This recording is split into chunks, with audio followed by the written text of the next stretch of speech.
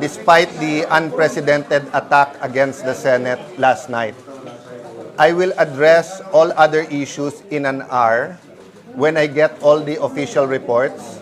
I'm waiting from the report from the PNP, from the side of the investigation ni Sec. John Vic at saka ni Chief PNP Nartates. I will discuss with you muna yung receipt ng article of impeachment, articles of impeachment. I just want to address one issue. So may umiikot sa internet na kinonfirm daw ng PNP yung statement daw ni Chief of Staff Bronner that it was my security guards lang daw ang nagpaputok. That's fake news. Since last night, when Sec. John Vic came here, we've been hearing conspiracy theories from both sides.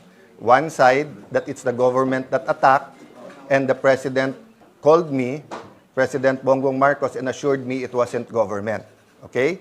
But I told him our concerns about the NBI.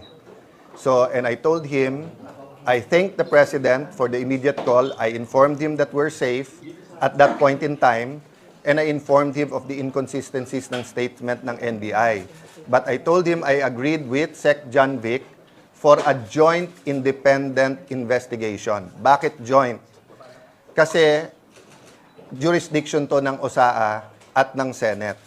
On the other hand, I was already aware at that time na all the way to the highest echelons of government, may nagsasabi that ito ay gawa-gawa.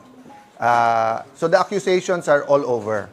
So in the same manner that the PNP, the AFP, mabilis sila mag-deny pag may fake news against the government, the administration, inaasahan ko na mabilis sila mag-deny na fake news against the Senate President, and against the integrity of the whole process. The investigation is ongoing. At meron na aresto last night. Okay?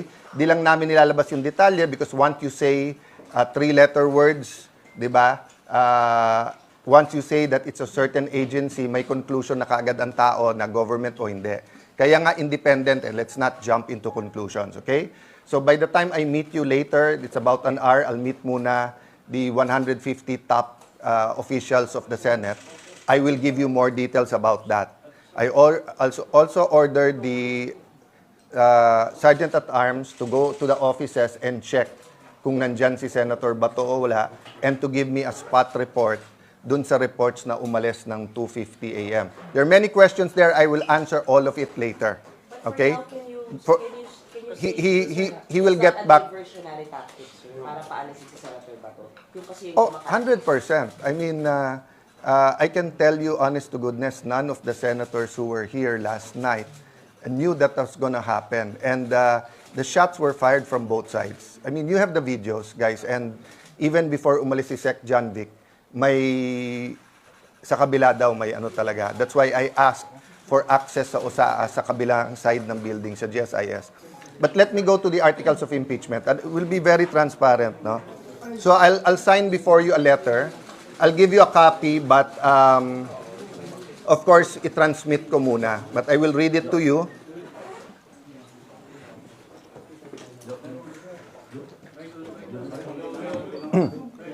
The Honorable Faustino Boji D. III, Speaker, House of Representatives, Batasan Hills, Quezon City.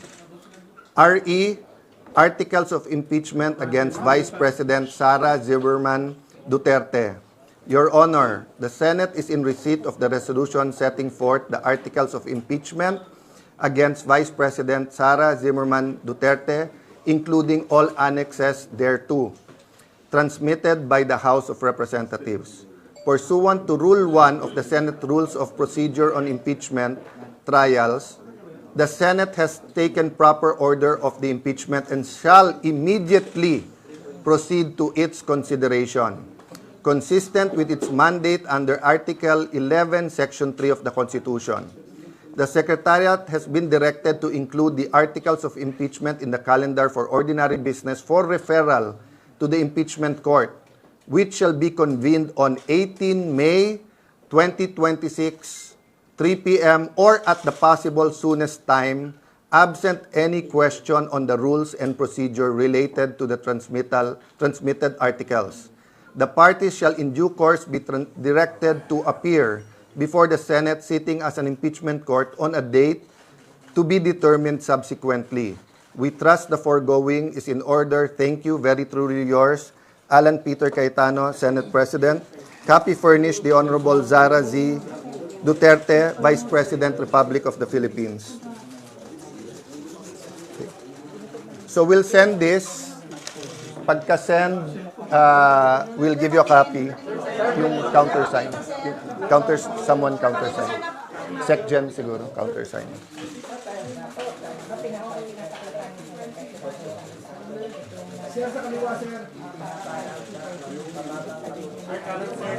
Nakita ngayon ng Senate President Alan Peter Cayetano yung kanyang pinirmahan na dokumento kung saan ito na report sa kailangan Okay. Before I send na, yung countersign lang.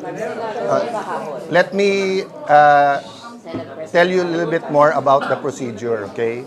So, sa Monday, nasa order of business yon. Ibibigay sa rules like any other. Yung majority leader or acting majority leader, kanyang i-represent, no? The likely scenario is we will organize muna the Senate, so may mga committees, take that up. From the majority side, kasi nag-caucus kami kagabi, I don't see any amendments to the rules.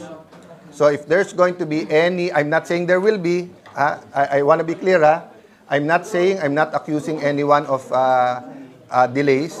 I'm saying it won't come from the majority kasi nag-meeting kami kagabi, we are happy with the former rules. Kung ano yung good na rules kay sa mga dating na impeach, good din sa amin ngayon. So, kaya lang, hindi ko matatanggal yung karapatan ng bawat senador na tumayo. Ang problema, madidelay kung babaguhin pa yung rules kasi ipapublish pa ulit yon. But from the majority, that's why sa letter, I just wanted to be safe. Sinabi ko doon, on Monday, or the soonest time, or forthwith, no? If everyone agrees on the rule, I do not see any reason why hindi kami makapag-convene sa Monday. So, ano mangyayari pag nag-convene? And then may motion to convene. Ako muna mag-oath as presiding officer of the impeachment court. And then yung 23 na senador. After that, our job is to issue the summons. Okay? And then from that time on, pag sumagot na, di ba, under na yung process. I'll brief you more about the process later on. And probably, kung hindi Monday mismo or Tuesday, we will have a caucus para yung calendar. So the biggest issue for me is the balancing between the legislative work given the mga crisis na humaharap. Kung maganda takbo ng ekonomiya and we don't need any urgent legislation, pwedeng mag 90-95% sa impeachment court eh. Unless nga sabi ng mga senador, pwede pa rin, bilisan na lang. But you know, madaling yung sarili mo lang inasahan mo. Halimbawa, Alan, bilisan mo sa pagpunta ng Senate. Alan, bilisan mo yung sulat. That's under my control more or less, di ba? But when you say it's a trial, you cannot stop both sides from presenting the number of witnesses na gusto nilang sabihin. So, madaling sabihin, bilisan, at madaling sabihin, it will finish by this month or that month. But all of those will be approximations. Okay? Any question? So, yung po as impeachment court, yun talaga for lead. Pero how about the trial proper? When is the latest trial going to Once you convene and issue the summons, diretso na yun. Pero yung trial proper is Yung trial proper po ay after all the Yeah, procedures. susundin mo lang yung number of days. So, walang delay yun. Kung ano na sa rules, kung ano na constitution, yun. the trial proper maybe in June, sir, the trial proper. July? I don't want to preempt the calendar. But if it's 15 days, so we will follow. Actually, what we're doing now, after the meeting, then seeing you, we're gonna make a draft calendar. So the calendar will not be based on anything that is discretionary. It will be based on objectivity. So kung nakalagay sa rules, ganitong number of days para sumagot, this number of days sumagot, then trial na kaagad. So ano po ngayon ang sagot, SP, doon sa sinabi na yung pagpapalit ng liderato ng Senado ay para ma-block yung impeachment trial? Again, I'm trying to get a united Senate. Unprecedented yung attack against the Senate. First, nung Monday na hinabol sa loob ng Senate ang isang senador, ginulpe ang isang member ng USAA, and then last night, the armed attack on the Senate. Unprecedented yan. Diba? So, I'm trying to unite the Senate. The senators are people by just simply following the law. The Constitution, our rules, and what is right. Diba? So sabi ko naman sa inyo lahat, dalawa lang libro ko, yung Bible, yung Constitution. Everything else follows. Even the Constitution for me has to follow the Bible. Diba? Having said that, we will follow. So walang magiging delays. I can tell you anything now, as you asked, diba, kailan yung trial. So if I have the trial July, August, then dinelay ko. Offhand lang, Diba? ST, for you, yung trial po ba ay dapat araw-araw, Monday to Friday, or MWF? Offhand for you. What do you Offhand, either Monday to Wednesday or Monday to Thursday. Definitely hindi hanggang Friday because you need a motion day. Diba? So, and the question for me, the bigger question to me, is it Monday to Wednesday whole day, Okay. and then Thursday may committee hearings, or is it Monday to Thursday, half-day hearings, half-day, ano. So, definitely mag-extend kami, di ba? So, kung dati, nag-hearing ka either 9, 10 o'clock hanggang 2:45 or 3, and then 3 to 7 or 8 yung ano. Nagagawa naman namin sa budget yung magdamagan eh. But remember, I think, mga 2 weeks yun eh, na magdamagan. So, I don't think kaya naman yung magdamagan ng 2 months, di ba? 2 months. Is I don't know eh. I don't know. It depends kasi kung ilan witnesses. It depends sa articles. That's why I don't want to speculate. Convene sa Monday na magko-convene na. In my letter, we're bound by that. Sa caucus, agree kami lahat. There's no reason whatsoever to dilly-dally. Okay? Having said that, syempre, kung may nag-bring up na eto yung mga ganyan, etc., bukas na yan or whatever ganyan, baka magbotohan. But so far, yung aming 13, ang sinasabi, there's no reason why not to convene and take our oaths on Monday. Just to be sure, you are asking the prosecution team to be here on Monday for the... It's their option. to what, sir? To report, sir, about the articles of Hindi, impeachment? kasi yung tinignan ko yung dating precedents, the article itself is the presentation. Di ba? So, actually, they can or cannot be here. Kasi the articles, dahil yan naman yung, kumbaga yun yung asunto eh, yun yung charge sa'yo. So, ang process, yung summons, para sumagot naman yung kabila. Who will read SP, the wala articles of nang debate impeachment? sa convening. Who will read the articles of impeachment? The prosecutor or kayo po sa Monday? Sa Monday, malamang yun yung, ano, yung pagbigay nga namin sa Madjo. Pero, the impeachment court has a life of its own. So, depende sa mga motions na maganap doon sa impeachment court. May question mo na. Wala na pong debate about the convening. On our side, wala. On the majority side, wala. Hindi ko alam sa minority. Pero ST, Diba? I'd like to consult them, but I'll only see them on Monday. Medyo busy sila ngayon na trinatry kausapin yung mga membro namin na sumali ulit sa kanila eh. SP, kahapon So, may coup attempts na naman, sir? Against you naman ngayon, sir? Suggest, ano naman, expected naman yun. Who told you that, sir? From the majority? Oo. Na There's, kinakausap nila, sir? may invitations to talk, may pananakot, but dati na silang takot eh. But So, your 13 is solid. But your 13 is solid. you're always solid until you're not. But I believe in the 13, I believe in our cause. Sino nililagawan nila? Kinakausap, sir. Kailan yung kinakausap? Hindi ko pa nakakausap lahat kasi nagyaya nga na mag-meeting ngayon. Sabi ko, magtrabaho muna tayo, magtawagan na lang tayo. Because nga, you know, that's the nature of, di ba dati kasi ano eh, you have 3 or 4 major newspapers, maybe 4 major news networks, then maraming tabloid, then maraming radyo. Ngayon kasi with SOCMED, anyone can say anything eh. Di ba? And anyone can interpret anything that way. But yun nga ang challenge ko ngayon. Di ba? Trabaho or mamulitika. Di ba? So, my only choice is to do the work, then be completely honest with you. So, in an hour, I will be completely honest what happened kay Senator Bato and where the investigation with the PNP is. But uulitin ko lang ha, PNP, AFP, lahat, NBI, hindi tayo magkakalaban, we're one government. Di ba? But we have to respect the judiciary, the same manner the executive, but also respect the legislative department. So in the same manner, kung may fake news, I expect them to address that immediately. Before,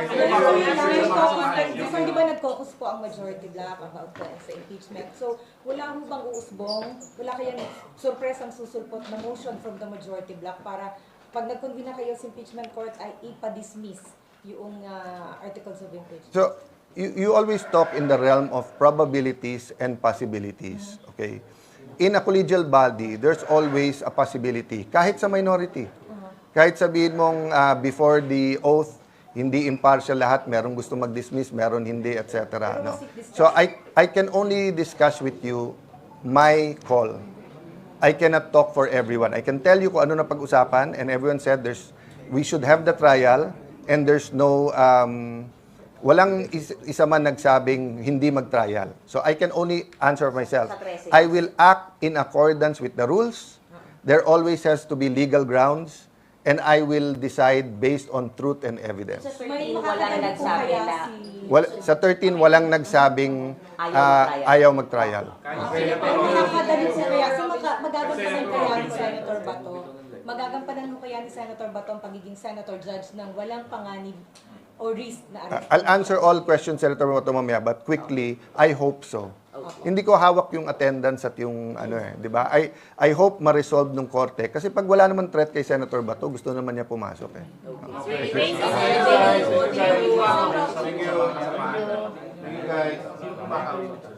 Marami. That's normal. It's not, di ba? Parang pagsakay sa kotse ni Pia Cayetano yun, di man bawal eh. Pero kung makausap from the minority block, from the minority. Sir, kabilang ba dun sa... Ang instructions ko, Kailan sir nagsimula yung this morning, nagyayang kwentuhan. So sabi ko naman dun sa kausap ko, sabihin mo puntahan ako, sumali sa amin.